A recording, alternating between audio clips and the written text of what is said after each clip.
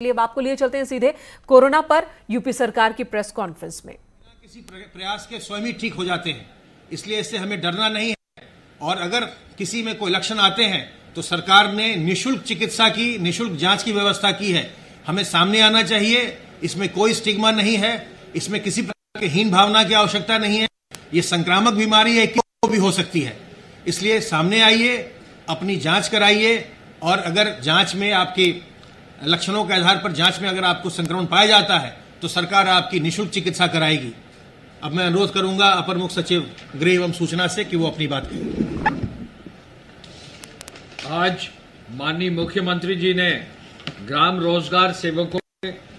2016 से लंबित भुगतान का जो है आज कार्रवाई सुनिश्चित कराई है। बटन दबाकर उन्होंने 225.39 करोड़ रुपए की धनराशि जो है स्टेट बैंक के पोर्टल के माध्यम से 35,818 ग्राम सेवकों को सीधे उनके खाते में, जो कई सालों से लंबित था, आज मुख्यमंत्री जी ने यह कार्य सुनिश्चित करके सभी ग्राम सेवकों का है उनको बधाई दी कि वो विशेष रूप से काम अपने ग्रामीण में कार्य कर रहे हैं। कुछ ग्राम सेवकों से जो है उन्होंने कुशल क्षेम भी लिया, कई जनपदों के ग्राम सेवकों से कुशल क्षेम भी लिया और उनके बारे में मनरेगा के कार्यों में जानकारी ली। मुख्यमंत्री जी ने वीडियो कॉन्फ्रेंसिंग में ये कहा कि जो ये लंबित भुगतान मिला है, ये कई सालों से राशि इस मद में नहीं दी गई थी, लेकिन वर्तमान सरकार ने ही विशेष रूप से जो है व्यवस्था करते हुए ये जो धनराशि दी है, ये व्यवस्था हमारे जो रोजगार सेवकों के लिए एक उत्साह का बिंदु तो है ही है, लेकिन इसके आधार पर रोजगार सेवकों को और मजबूती से ग्रामीण स्तर पर कार्य करना होगा। विशेष रूप से मनरेगा को और मजबूत करने के लिए जो वहां पे श्रमिक हमारे भाई उपलब्ध हो रहे हैं, उनकी और सहायता करके उनको रोजगार के कार्यों से जोड़ना होगा। आप सबको मालूम है कि बड़े पैमाने पर रोजगार सृजन की आवश्यकता है। मुख्यमंत्री जी ने 20 लाख से अधिक रोजगार भी सृजन करने का निर्देश दिया है, लेकिन मनरेगा में ही केवल उन्होंने कहा है कि अभी मनरेगा में जो श्रमिक प्रतिदिन जो है कार्य जो कर रहे हैं, लगभग 23,86,000 कल की सूचना है। इस 23,86,000 मनरेगा के श्रमिकों की संख्या बढ़ाकर 50 लाख करने का निर्देश उन्होंने आज ग्राम विकास विभाग को दिया है। और ग्राम विकास माननीय मंत्री जी, ग्राम विकास के प्रमुख सचिव, उनकी पूरी टीम को कहा है, मुख्य विकास अधिकारियों के माध्यम से, फील्ड के अधिकारियों के माध्यम से, ब्लॉक के अधिकारियों के माध्यम से बड़ी संख्या में नए कार्य जो है सुनिश्चित किए जाए ग्रामीण क्षेत्र में, और उसमें मास्टर रोल तैयार करके लोगों को, श्रमिकों को जोड़ा जाए। माननीय मुख्यमंत्री जी ने कहा, जहां एक हमारे यहाँ श्रमिकों की संख्या बढ़ी है, वहां दूसरी ओर मनरेगा में अगर अच्छा कार्य होगा तो बहुत सारे नए कार्य भी निश्चित होंगे गांव में और श्रमिकों को रोजगार भी मिलेगा। उन्होंने कहा कि फूलों की खेती अगर होती है तो धूप और अगरबत्ती बनाई जा सकती है, क्यों विदेशों से जो है धूप और अगरबत्ती आए। बेसिक शिक्षा के स्कूलों में 1,80,00,000 विद्यार्थियों के लिए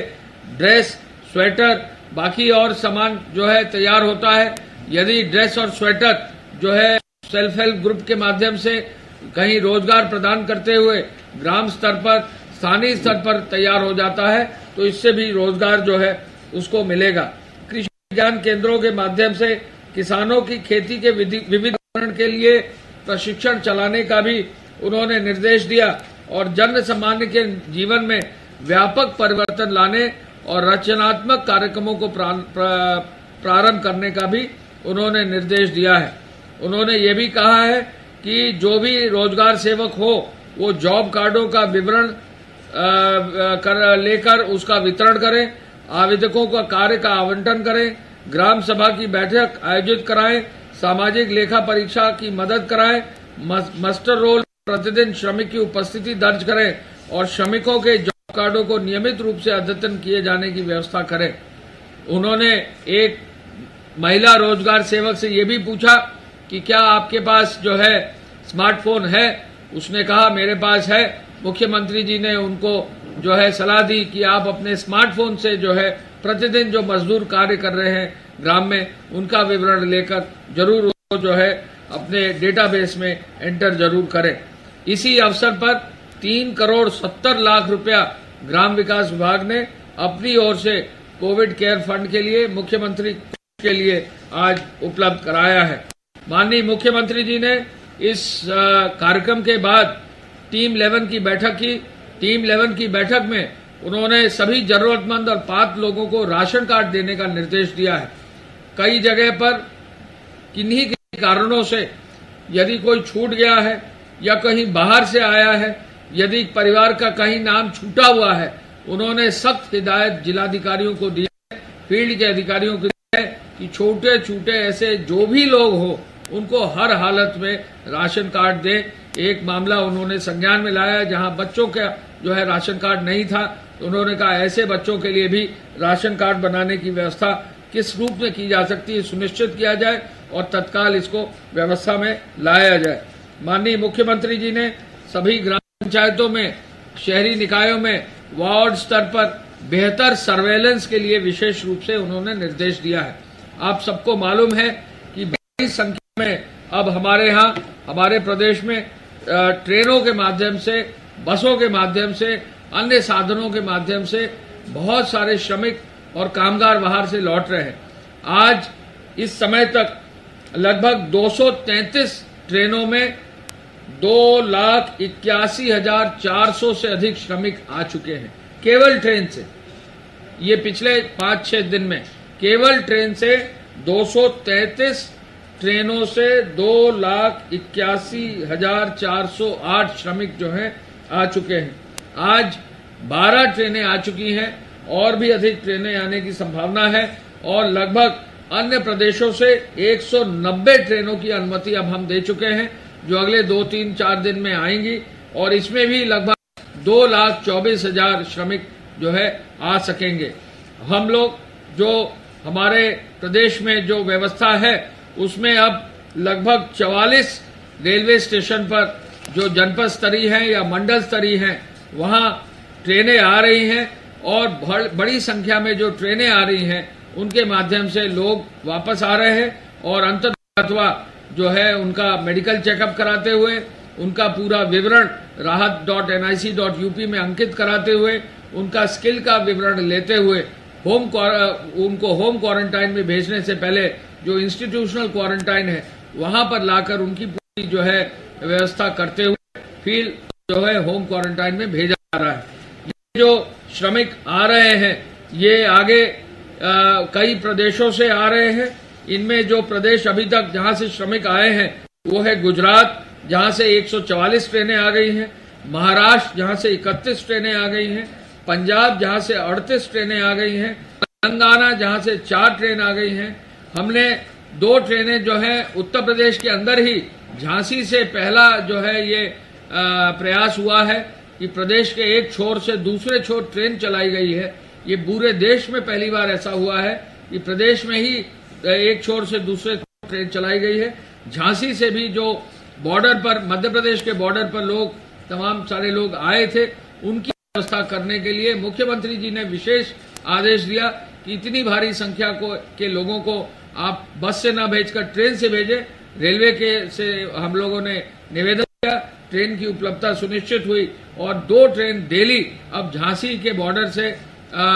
सीधे ईस्टर्न यूपी जाने की व्यवस्था की गई है। केरल से 3 ट्रेन आई है, आंध्र प्रदेश से 2, तमिलनाडु से 1 और मध्य प्रदेश से 1 और ट्रेन आई है और राजस्थान से अभी तक 1 ट्रेन आई है और अधिक संख्या में ट्रेनें आने की जो है संभावना है। माननीय मुख्यमंत्री जी ने ये कहा है कि ये जो सभी ट्रेन आ रही हैं इनमें पुनः उस बात का बल दिया है कि जो राशन का किट है, जो उनको खाद्यान्न सामग्री है, वो अवश्य रूप से देख लिया जाए, अच्छी क्वालिटी का रहे और पर्याप्त मात्रा में रहे, जिससे कि उनका 15 दिन जो है पूरा कार्य चल सके। जहां निगरानी समितियों के लिए उन्होंने निर्देश दिया है तो उन्होंने कहा है कि निगरानी समिति में ग्राम प्रधान, ग्राम के चौकीदार, पुलिस विभाग की ओर से आशा वर्कर्स जो हैं, स्वास्थ्य विभाग की ओर से स्वच्छाग्रही, पंचायती राज विभाग की ओर से, युवक मंगल युवा कल्याण विभाग से ओर से और नेहरू युवा केंद्र की ओर से, ऐसे सभी विभागों के ग्राम स्तरीय जो कार्यकर्ता है उनको जोड़कर एक पूरा सिस्टम बनाया जाए और ये ऐसा मैकेनिज्म ऐसा तैयार हो कि हर व्यक्ति को निगरानी हो सके और उनकी ग्राम स्तर पर क्वारंटाइन अच्छे रूप से हो सके। माननीय मुख्यमंत्री जी ने आज पुनः आगरा, मेरठ और कानपुर के लॉकडाउन को पुनः मजबूती से उसको लागू करने का निर्देश दिया है। कृषि विज्ञान केंद्र और कृषि उत्पादक संगठन को और बढ़ावा देने के लिए उन्होंने कृषि विविधीकरण के लिए लोगों को प्रशिक्षित करने का भी निर्देश दिया है। प्रधानमंत्री किसान सम्मान निधि एवं मूल समर्थन योजना गेहूं क्रय केंद्र की व्यवस्था और बेहतर रूप से जारी हो, किसी भी किसान को प्रदेश में कोई भी कठिनाई न हो, ये मुख्यमंत्री जी का आदेश था। किसानों के हित पर कुछ स्थानों में निजी मंडियां भी स्थापित हुई हैं और प्रमुख सचिव कृषि ने बताया है कि पहली निजी मंडी भी अब जो है प्रदेश में बनकर तैयार हो गई है। नया जो आदेश आया है और इसके तहत नई मंडी को जो है नई मंडियों को आगे बढ़ाने का मुख्यमंत्री जी ने निर्देश दिया है। उन्होंने एपीसी साहब को, प्रमुख सचिव कृषि को, खाद्य आयुक्त को और खाद्य के प्रमुख सचिव को, सबको कहा है कि ये जो मंडियां हैं ये ऐसी जगह बनाई जाए जहां पे किसानों को अधिक लाभ हो सके और किसानों को डोर स्टेप पर जो है सभी साधन उपलब्ध हो सके। प्रभावी नियंत्रण के लिए टेस्टिंग और ट्रेनिंग पर विशेष बल दिया है। मुख्यमंत्री जी ने यह भी कहा है कि जो फ्रंटलाइन वर्कर्स हैं उनके लिए जो इक्विपमेंट की आवश्यकता है, आज पुनः उसकी समीक्षा उन्होंने की। उन्होंने ये भी कहा कि बरसात के मौसम में संचारी रोगों के रोकथाम के लिए अब तैयारी करनी होगी और इस कार्य के लिए भी उन्होंने निर्देश स्वास्थ्य विभाग को दिया है और स्वास्थ्य विभाग ने भी ये काम जो है संचारी रोग नियंत्रण का, इम्यूनाइजेशन का, जैसा आपको मालूम है, ये पूरा शुरू कर दिया है।